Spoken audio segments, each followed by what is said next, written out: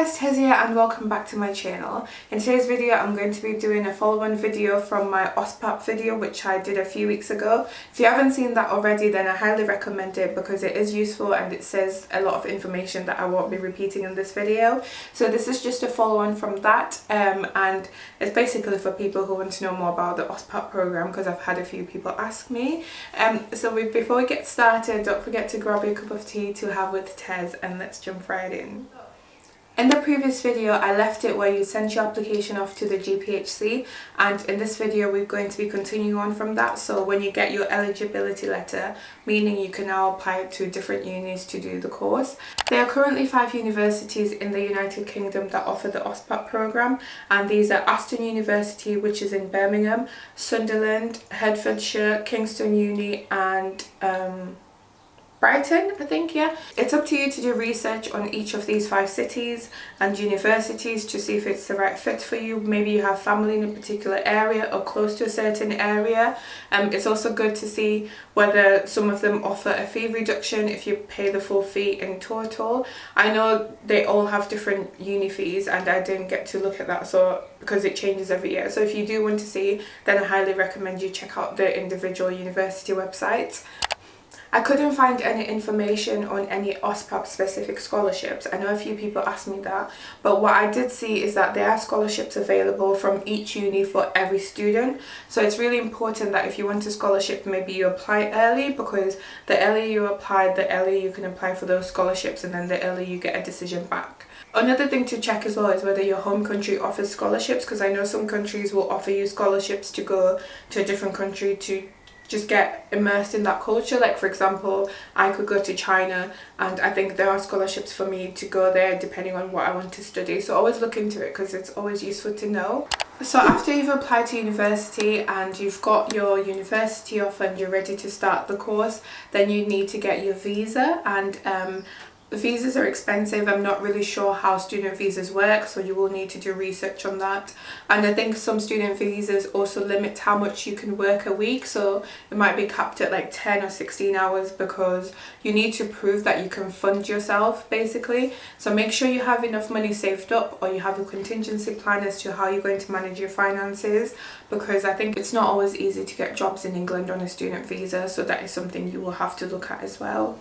So I've spoken to someone who went to Sunderland Uni to help me give you guys a bit more information as to the course structure, and the OSPAP year is basically the same as the final year for students at Sunderland Uni. So you'll be learning or studying alongside 4th year pharmacy students, which is really good because then they can help you out and give you tips on how to do the exam and stuff. So it's not like you're isolated, you'll be integrated with other pharmacy students in the country. So I think a lot of the lectures and a lot of the exams are basically the same as those in the final year, except you might have to do a couple more exams just to prove that you can dispense, or other things that prove that you're knowledgeable with the English law and how that might differ from your own country. So that might be a little bit of extra things that you have to do. They also mentioned that it's good to get a job or to volunteer in a community pharmacy. That way you can get to grips with the system and get a bit of inside knowledge that you might not get during the course.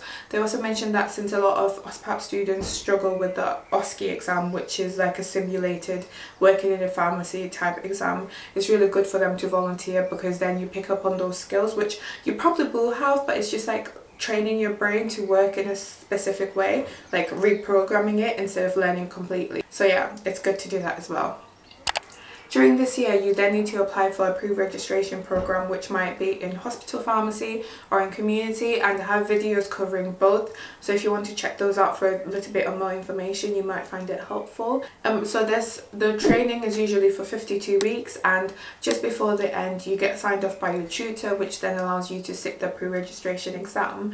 Now, if you're planning on staying, which I'm guessing you would be if you're doing the OSPAP program, at some point you would then need to apply to be on the GPHC register, which again is very expensive, and also you need to pay to stay on this register. I don't understand why it's so expensive. It's like £257 every year. I'm still a little bit annoyed because I had to pay for it this morning because my registration was up for renewal at the end of the month, so I'm a little bit annoyed that I had to spend that much money. But I just think sometimes, like, I go to work and then sometimes I don't always have the best time. Like when I work in community, like just yesterday I had this case where someone was very not nice to me because I asked them questions that I'm meant to ask as a healthcare professional. It's like the medicines are behind the counter for a reason, so I can ask you. If you don't want to be asked, don't come.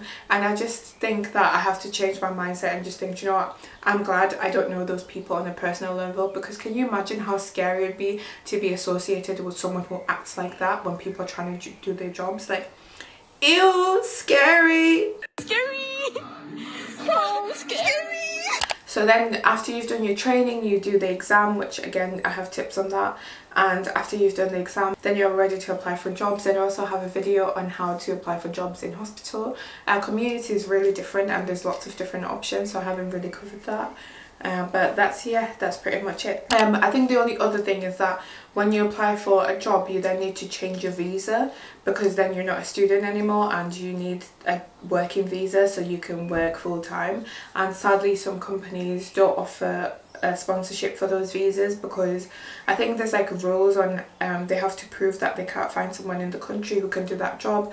Maybe it doesn't apply for this, maybe it does, I'm not really sure. But yeah, then you have to change your visa around. So yeah, that's pretty much OSPAP, and then you can be like me and we can both be pharmacists.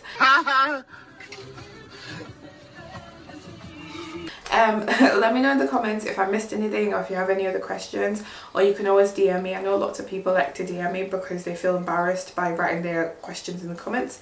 That's also fine, I'll answer. Anyways guys, thank you so much for watching. I hope you enjoyed the video. Let me know in the comments if there's any other type of videos you want to see. Subscribe if you haven't already, because it really helps me out. And until next time, bye for now.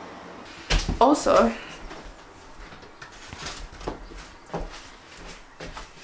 look at my baby.